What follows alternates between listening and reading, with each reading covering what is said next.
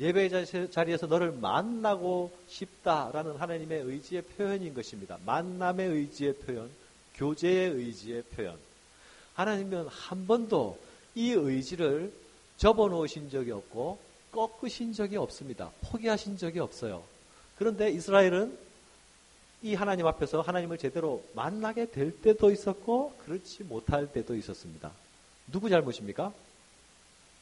네, 당연히 이스라엘 잘못이죠. 그런데 이스라엘은 자기 잘못인 줄 모르고 자기들이 하나님을 부를 때에 하나님이 얼른 나타나지 않을 때에 주여 왜? 우리에게 얼굴을 돌이키소서 이렇게 하지 않습니까? 그죠? 시편에 보면 그런 표현이 많이 나오죠. 사실은 하나님이 얼굴을 돌리고 계신 것이 아니고 자기들이 등을 돌리고 앉아있던 겁니다. 그래서 이제는 정신 차리고 하나님을 보려고 그러는데 하도 하나님을 안 쳐다보니까 하나님이 바로 앞에 계신데 초점이 안 맞춰지는 거예요. 지금 제 눈처럼. 네, 분명히 있는데 이 상이 정확하게 안 맺혀가지고 허리멍덩하게 보이는 겁니다. 하나님이 언제나 계신데 그 하나님과 정확한 튜닝이 되어야지. 여러분 FM 즐기시는 분들 있습니까? FM 라디오를 통해서 음악을 즐기시는 분들은 라디오가 똑같지만 항상 똑같은 소리가 들리는 게 아니에요. 그 사이클 일정한 부분에 돌리다 보면 딱 사이클이 맞게 공조가 될 때에 그 튜닝이라고 그러죠. 그죠? 그때에 잡음 없이 깨끗한 음악이 라디오에서 들리게 되는 것입니다. 하나님이 언제나 예배의 공동체 앞에 예배자로 부른 사람들 앞에 예배의 교제 가운데 만나기를 원하시는 의지를 가지시는 분이지만 우리가 그 앞에서 눈이 딱 껴져야 되고 초점이 맞추어져야 그분을 이렇게 만나는 축복을 누릴 수 있는 것입니다. 이 렌즈가 고장나고 그 튜닝 기능이 망가져버리면 계속 희미하고 흐릿해지고 그래서 이것이 점점 희미하고 흐릿해지면 내가 하나님을 만났는지 만나지 않았는지도 불분명해지고 그것이 반복되다 보면요. 하나님 앞에서의 감각이 없어집니다. 이제 굉장히 위험한 수준으로 떨어지는 거죠. 하나님 앞에서의 감각이 없어지니까 소위 거룩한 종교적인 장소에 있어서나 거룩한 종교적 행위를 하고 있는 순간에도 전혀 내 내면이 거룩해지지 않습니다. 준비되지 않아요. 왜? 하나님의 존전의 의식이 형성되지 않으니까 그 앞에 대한 마땅한 자세가 나오질 않아요. 네. 그런데 이렇게 희미하고 흐릿해져서 그 자세가 망가진 사람들은 공통적인 특징 중 하나, 자각 증세가 없습니다. 그게 제일 위험해요. 내가 많이 흐릿해졌구나. 이거 참 위험한데 정도면 아직 가능성이 있는 거예요. 완전히 망가진 게 아닙니다. 그런데 이게 한 단계 더 심해져 버리면요. 내가 전혀 문제가 없고 내가 전혀 문제가 없는데 그냥 하나님은 원래 그러신 분으로 우리가 생각하는 것보다 훨씬 멀찍이 계시는 분으로 내가 이렇든 저렇든 하나님은 항상 그 자리에 그냥 계시는 분으로 이렇게 나의 삶, 나의 생각, 나의 계획, 나의 행동과 별로 밀접한 연관이 없는 분으로 생각하고 그래도 아무 일이 없어요. 소위 기계적 종교인으로 전락하는 전형적인 길입니다. 혹시 여러분 가운데 이런 증상이 있다고 하면 빨리 약을 드셔야 합니다. 빨리. 구충제가 아닙니다. 신약, 구약을 드셔야 됩니다. 네. 그리고 이 하나님 앞에서의 내 존재에 대한 긴장감과 적절한 떨림과 적절한 두려움과 적절한 경외감이 생길 때까지 계속 나를 말씀 앞에 비추어서 내 모습을 보이게 만들어야 됩니다. 내 눈은 이미 흐려졌기 때문에 보이지 않아요. 아무리 눈을 닦고 보려고 해도 보이지 않아요. 하나님이 말씀을 통해서 성령의 조명을 통해서 우리 모습을 보여주셔야 보이기 시작하는 거예요. 그래서 그런 부끄러운 내 모습이 혹 큐티 시간에 하나님이 나를 도전하셔서 드러내 보여주시든지, 혹 성도와의 교제 가운데 하나님이 당나귀의 입을 사용하셔서 말씀하시듯,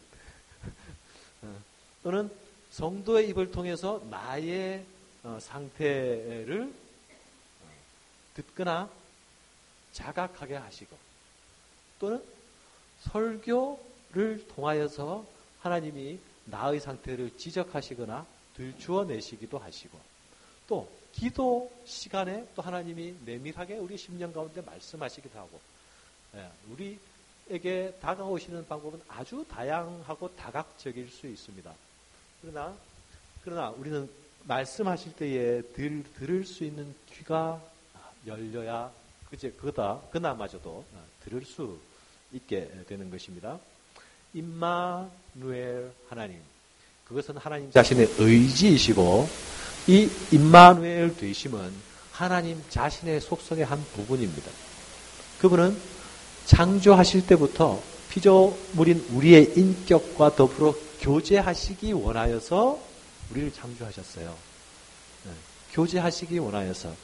그러니까 그분과의 교제에 문제가 생기거나 그게 뭘까 하는 것은 우리가 정상적인 상태가 아니다. 그런 사람이 99명이고 아닌 사람이 1명이라 할지라도 내가 그 99이란 다수에 속해 있다도 그것은 절대 정상적인 상태가 아니다. 원래 하나님이 원하신 창조의 의도, 창조의 질서는 내가 너를 만나기를 원하고 내가 너와 교제하기를 원한다. 그 안에서 지금 우리가 있는 것입니다. 그 안에서 구원의 역사가 이루어졌고요. 그 일을 위해서 대가가 치루어졌습니다. 그리스도의 피 흘림의 대가가 치루어졌어요. 그 대가를 치르시고도 하나님이 팔짱 끼고 계실까요? 아니겠죠. 대가를 치르신 분이 마음이 더 급하실 것입니다. 안 그래요? 돈은 내가 지불했는데, 그죠? 그 지불한 그 물건이 택배로 오기로 했거나 배달이 오기로 했으면 계속 기다려질 거 아닙니까? 내가 이미 지불했는데, 내가 지불했으니까 끝내고 말지 하고 잊어버리는 사람이 있겠어요? 그렇지 않잖아요. 이미 하나님이 지불하셨어요. 그래서 그 지불한 그 결과를 하나님께서 기다리고 원하고 계십니다. 그것이 바로 여러분들이고요. 우리가 함께 모인 교회입니다. 각 성도와 교회는 이 임마누엘 하시는 하나님의 의지 앞에 반응하는 존재들이어야 합니다. 요한복음 2장 19절에서 20절 볼까요?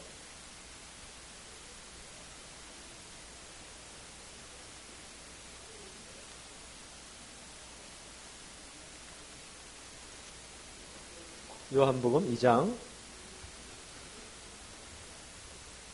19절에서 20절. 우리 청년 일부 형제나 자매 중에서 한 명 읽어주실래요?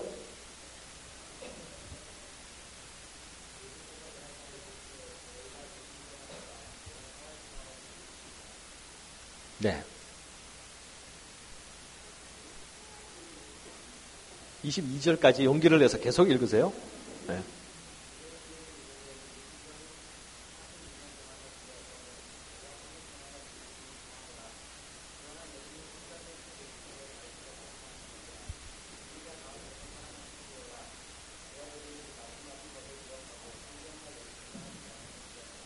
예.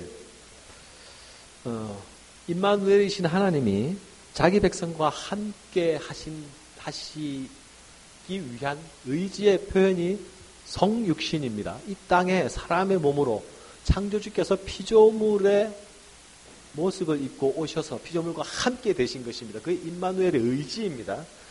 근데 지금 이 요한복음 본문에서는 성전과 예수 그리스도 자신을 동일시하시고 있는 모습을 보이죠. 유대인들이 이르되 이 성전은 46년 동안 지었거늘 내가 3일 동안에 일으키겠느냐 하더라. 그러나 예수는 성전된 자기의 육체를 가리켜 말씀하시는 것이라. 예수 그리스도는 자신의 몸에 하나님의 임마누엘의 의지가 실현되는 도구로 자신의 몸을 사용하시기도 하고 또 이 성전 그림의 완성으로 자신의 몸을 사용하시기도 합니다. 그러니까 구약에 있었던 여러 가지 이미지들이, 상징들이 구원에 관해서 또는 구원받은 백성의 총회, 교회에 대해서 또 구원받은 백성과 하나님과의 만남인 그 예배에 대해서 가리키고 있던 여러 가지 그림들이 다 짜맞춰져서 어디 안에서 한 몸이 되는, 예수 그리스도 안에서 다 하나로 집약되고 있습니다. 이렇게 본다면 구약에서 그 제시하고 있던 많은 신학적 메시지들 또는 구약의 예배, 제사 또는 교회 속에서 숨겨져 있던 그리스도에 대한 숨은 그림들은 앞으로 오실 그리스도가 어떤 분이신가, 또 어떤 역할을 하실 것인가에 대한 상징이었다는 것을 우리가 깨달을 수 있게 됩니다. 이제 예수 그리스도의 오심으로 상징하던 바의 그 실체가 오셨기 때문에 상징의 역할은 더 이상 필요할까요? 필요하지 않을까요? 필요하지 않게 됩니다. 상징이, 실체가 상징을 대체하게 됩니다. 상징물은 필요가 없어요. 그러나 상징물이 가지고 있던 의미는 어떻게 될까요? 그대로 살아 있습니다. 예, 그래서 우리가 구약을 읽으면서 구약의 교회, 이스라엘 총회, 그리고 예루살렘 성전에서의 하나님 백성들의 만남, 제사 제도를 통해서, 특히 희생 제도를 통해서 하나님과의 관계, 죄사함이 이루어지고 하나님과의 교제를 위해서 지성소 안으로 들어가고 시온소에서 만남이 이루어지는 이 모든 것들이 우리가 그 일을 반복하거나 따라하거나 예루살렘 성으로 가려고 하거나 하지 않지만 그 안에 있는 의미들을 우리가 생각해서 그리스도 안에서 이루어진 구원의 의미가 무엇인지를 우리가 더 풍성하게 이해하게 되잖아요. 그죠? 그 의미는 살려서 우리가 적용할 수 있게 됩니다. 그러나 상징으로 사용되는 그 도구들은 이제 퇴색하게 됩니다. 그래서 예수 믿는 사람들이 더 이상 예루살렘 성전의 그 건물에, 예루살렘 성전의 건물의 의미에 가치를 두지 않는 것입니다. 물론 요즘 성지순례라 그러더라고요. 성지순례. 성전순례는 그래도 안 써서 다행이에요. 십자군 때는 성전 회복을 외쳤잖아요. 예루살렘 성전 회복. 네? 네, 더 이상 이 땅에는 거룩한 땅이 없습니다. 거룩한 성도 사실은 없습니다. 이것은 예수 그리스도 안에서 모두 실현되었고요. 그리고 그리스도 안에 있는 그 토대 위에서 우리의 부르심 가운데, 우리의 교회됨 가운데 그 거룩함이 이어져 내려가야 합니다.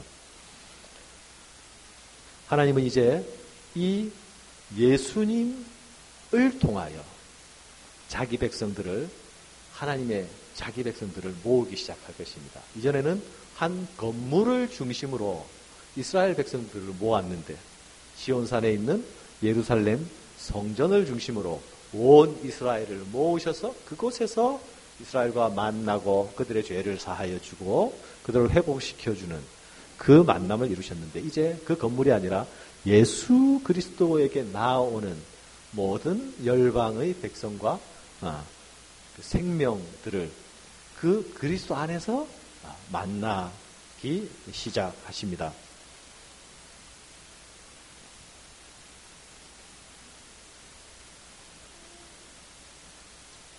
마태복음 4장 한번 봅시다. 마태복음 4장 18절에서 22절.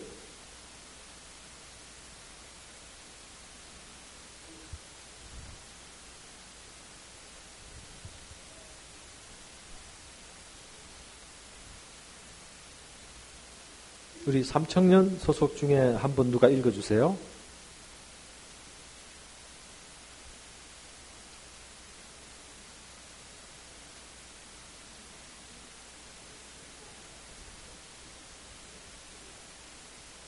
삼청년 아무도 없습니까? 삼청년 손 들어보세요. 삼청. 자기가 삼청이라고 생각하는 사람.